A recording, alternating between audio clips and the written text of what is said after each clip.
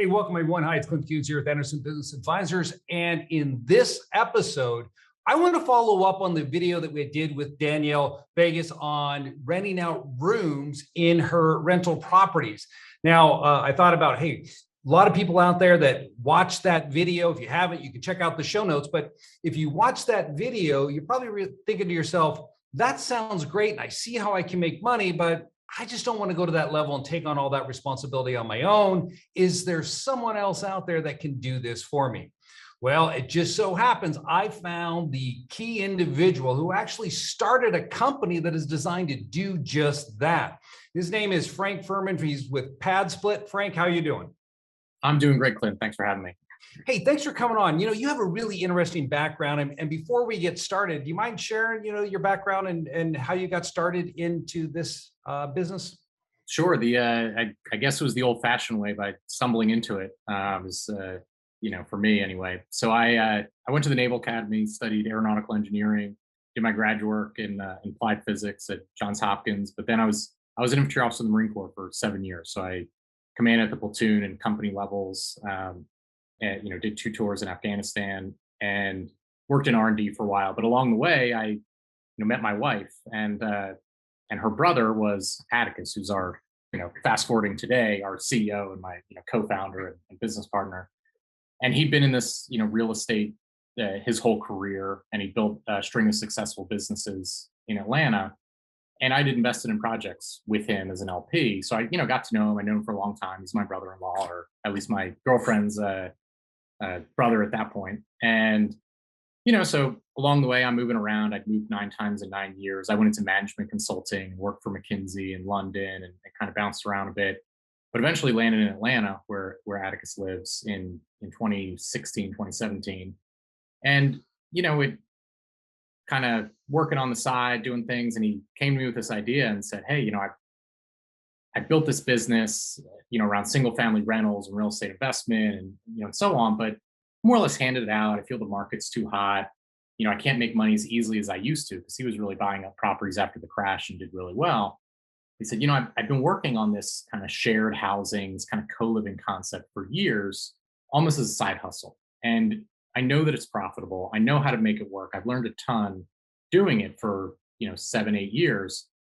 But how do we do it big? What? And I said, okay, well, I'm kind of bored at work. I'm looking for something different. Let's just let's mess around with it, right? We'll run a few models. We'll do a prototype house. We'll go from there. So again, I really, whether you can call it nepotism or just kind of dumb luck, I suppose, just sort of started helping out. And before we knew it, had a few customers, had a prototype house, and got accepted into a tech accelerator, brought on a technical co-founder, and all of a sudden, we're like, this might be a business, so I quit my job and we started going from there. So that was kind of summer of 2018. We grew from, 3 people then to about 100 today.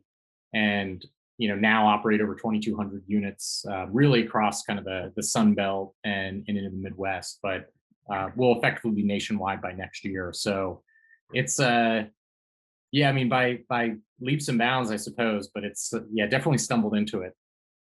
Okay, so you find this opportunity like Danielle's doing where people want to rent a room in your house. You call it shared housing. You bring people in and you rent out various rooms to them. So your model, you've created a platform then. So if I have a rental property, what would I do if I wanted to take advantage of this type of? Exactly. So the mechanics are relatively similar Mhm. to how you would list a property on an Airbnb, in that, you create a listing, you upload pictures, you set pricing, it goes live on our platform, and then we drive traffic to it. Now, what's different between us and Airbnb, first is Airbnb is fractional in terms of time, right? One occupancy, another short-term rentals. We're fractional in terms of space, like you said. So it's individual contracts with individual people for individual spaces within that unit. The other thing that really separates us is, because this is a new model and it's new to investors, it's new to certain folks, even though it's a model that's been around for a long, long time, is we work very closely with investors from the start, oftentimes pre-acquisition, where an investor may bring a property to us and say, "Hey, what do you think about 123 Main Street?" And we say, "Oh, we like this. We don't like the parking. Oh, it's close to public transit. That's great." We'll work through pro formas. We have a we've developed an ecosystem over the years of preferred vendors, general contractors, agents, property managers, kind of help you through the process. Because our core conviction is, unlike short-term rentals, where you can try it out. If you don't like it, okay, you just don't relist your property. That's fine. It's easy to trial, easy to kind of back out of. These are long-term tenants. It's a long-term commitment. And we work very closely with folks to optimize their property for co-living. And that's a big investment. And we want to be worthy of that investment. So for us, our view is our growth engine is in driving good investor outcomes. So when an investor puts a house on our platform, on average, they generate over 100% higher NOI. That's the only thing that sells our product, right? It's not marketing, it's not a sales process, it's good investor outcomes. Because when that happens, they do what everyone else does, which is they brag about it to their friends and then they try and do more about it. So for us, we're very intentional about the right kind of markets, the right kind of investors, the right kind of assets. So we get really quite involved, especially early on in the investor's journey, so that they can know, hey, how should I think about access solutions? How should I think about adding a bedroom in this living room? And we're not a general contracting company, but we work closely with them. We're not a brokerage, but we work with a lot of brokers all over the country. So, for us, it's all about setting up investors for success so they can operate it profitably. Because for us, that's our growth engine. Yeah, because to me, I would find it difficult to take an existing property that I own and move it into a shared housing arrangement. Because when I was listening to Danielle talk about it, I know you've seen that video as well. She figured this out over time. But just to take a house that you have, it's a 3-bedroom home, and say, tomorrow I'm going to turn this into shared housing. A, how do you find the people? B, what do you got to do to that house to make it attractive to them? How do you set up your agreements with those individuals? So if I had a property like that, is that what you all do? I would come to you and I would show you my house, and then you would evaluate it and tell me if it's the right thing to do or what I would need to change? Absolutely. So that's the thing that we do every day. Or even we have folks come to us who don't even have a property in mind yet and want to start finding the right kind of property. Because oftentimes, folks may own a large portfolio of properties, but they've been optimized as single family rentals. So you tend to like smaller, you might pick for school districts. The way that you would approach doing shared living, you kind of look at things through a different lens. So you tend to like bigger, you tend to like perhaps closer to public transit, more of an emphasis on parking.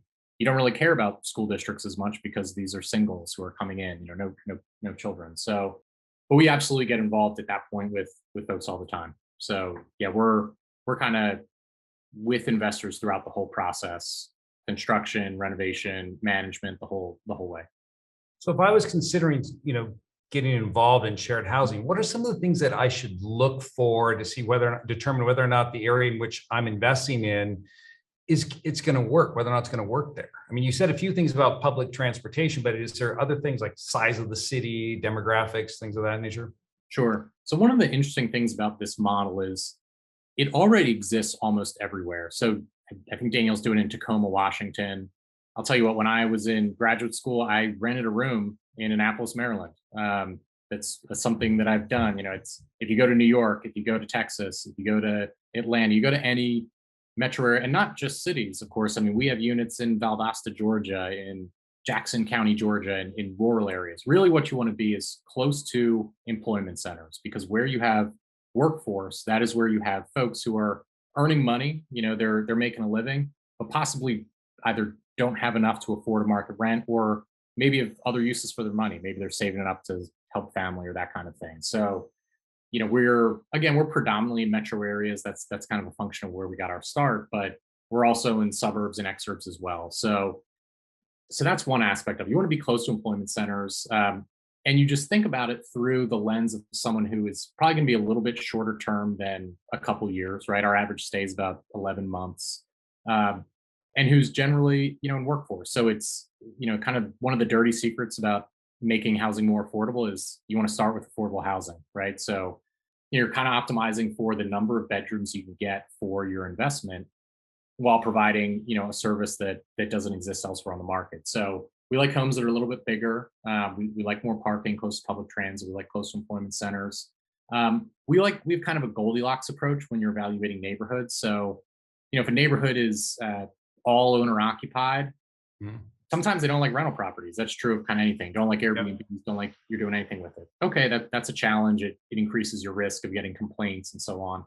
Or if you have a neighborhood that's all renters, you don't want to pick the worst neighborhood in a city because you have operability to think about and obviously the desirability of the property. So are you going to want to send a plumber on a Friday night to this neighborhood? If the answer is no, Not without a probably not shotgun. where you want to be. Yeah. So, Yeah. it's so we like something in the middle, right? So you have owner occupants in the neighborhood, which provides stability and tends to, improve neighborhood feel.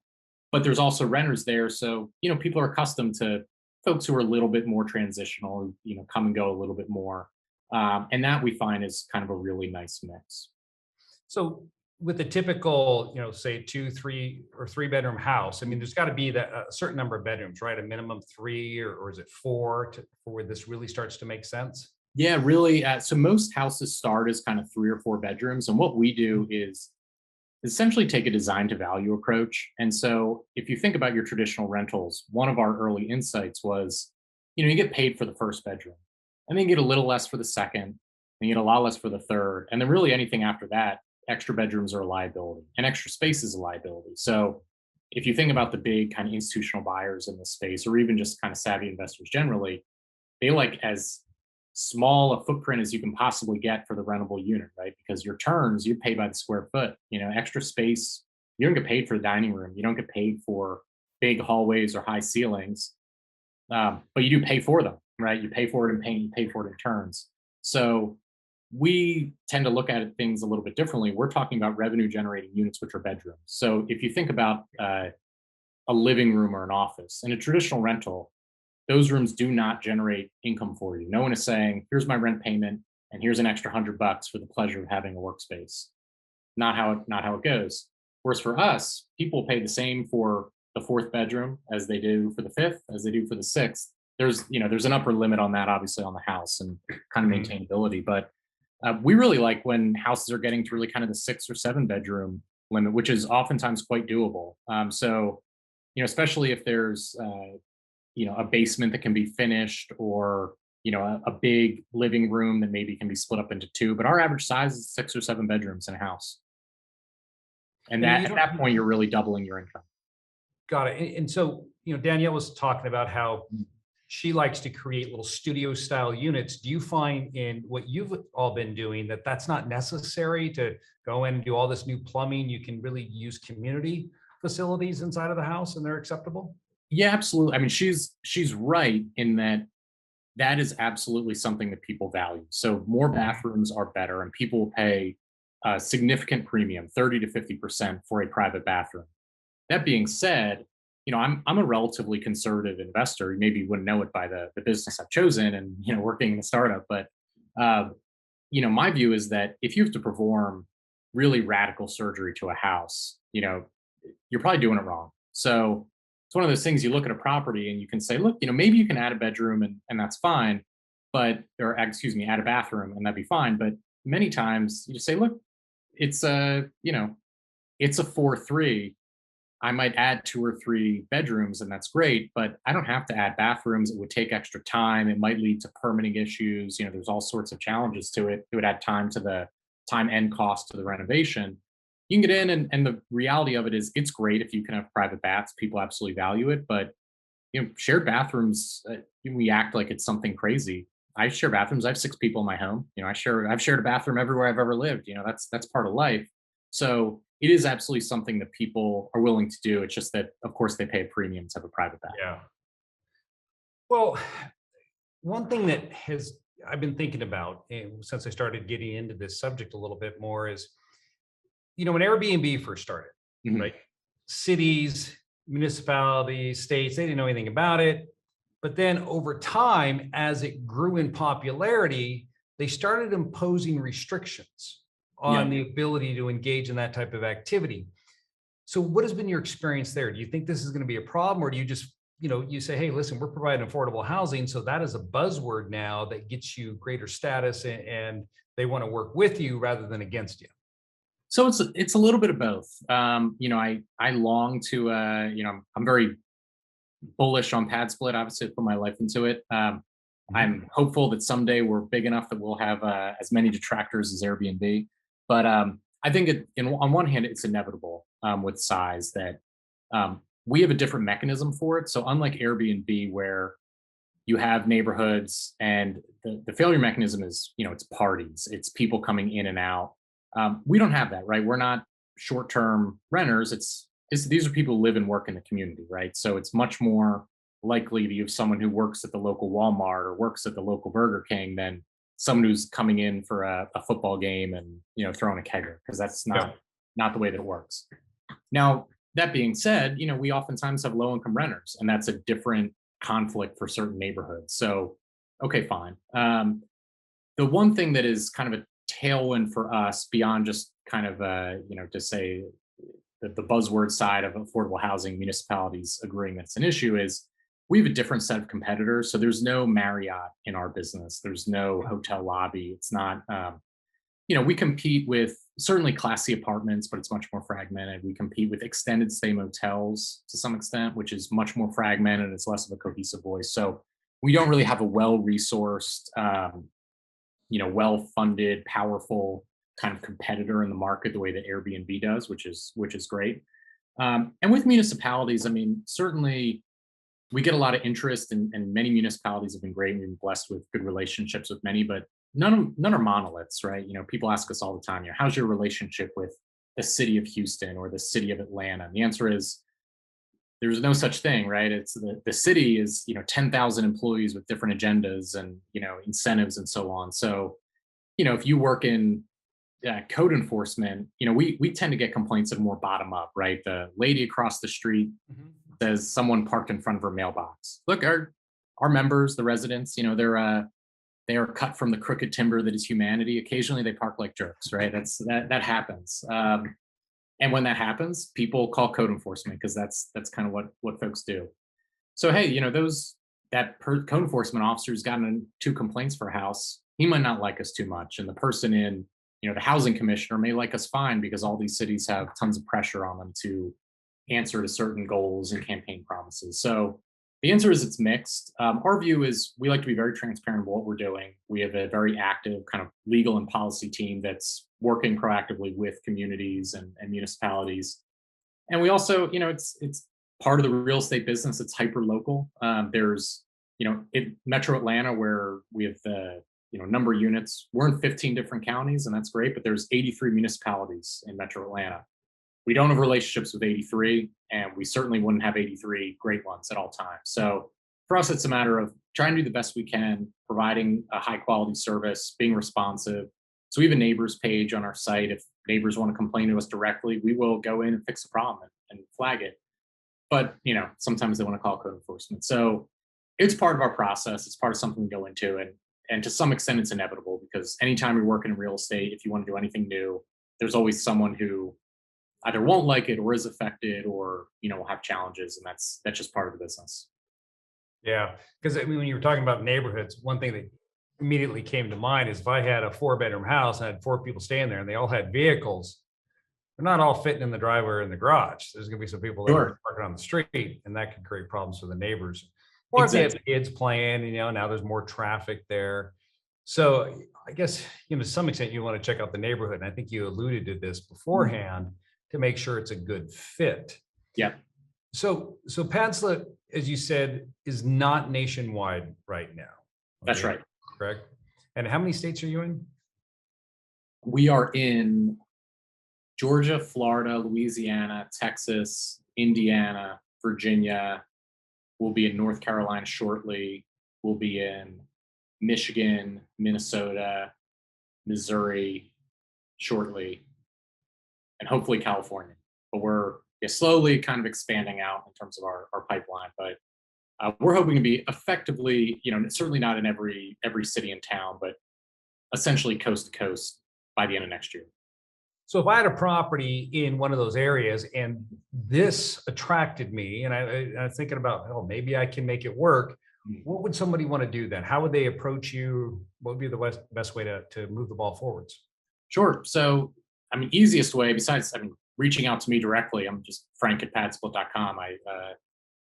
Is really to head to padsplit.com. We have a sales team in place, and their whole job is to, they're really an implementation team. They walk people through the whole process. But you can go there if you go in and create an account.